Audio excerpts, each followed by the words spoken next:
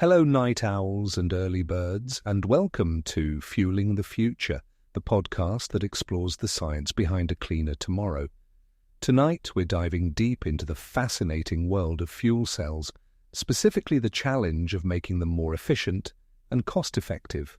Fuel cells are essentially electrochemical devices that convert chemical energy directly into electricity, offering a clean and potentially revolutionary alternative to fossil fuels. A key player in fuel cell technology is the cathode, the negative electrode where oxygen is reduced to water. But there's a problem.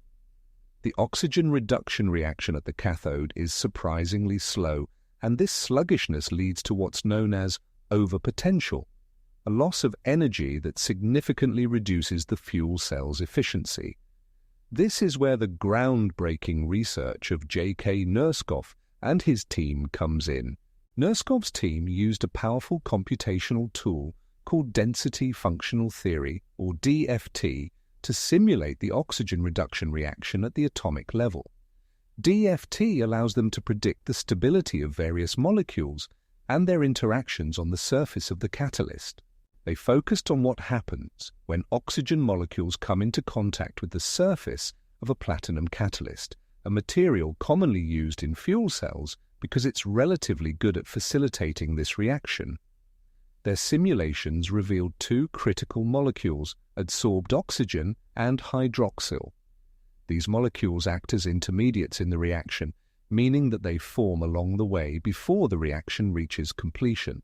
The researchers discovered that the stability of these adsorbed oxygen and hydroxyl intermediates plays a crucial role in determining the rate of the oxygen reduction reaction. If these molecules bind too strongly to the catalyst's surface, it becomes very difficult for the next step in the reaction to proceed, essentially creating a bottleneck.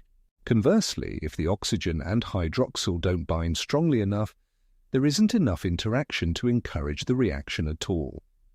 This leads to the fascinating concept of a volcano plot, which illustrates the relationship between catalytic activity and the strength of binding of the intermediate molecules.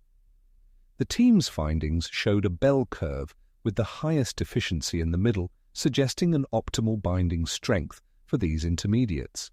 The implications of Nørskov's research are far-reaching. By understanding this relationship, we can start to design more effective catalysts, materials that can enhance the speed of the oxygen reduction reaction.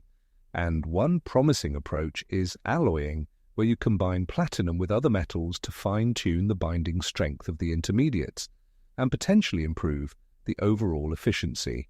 Nørskov's work highlights the power of computational modeling in materials science.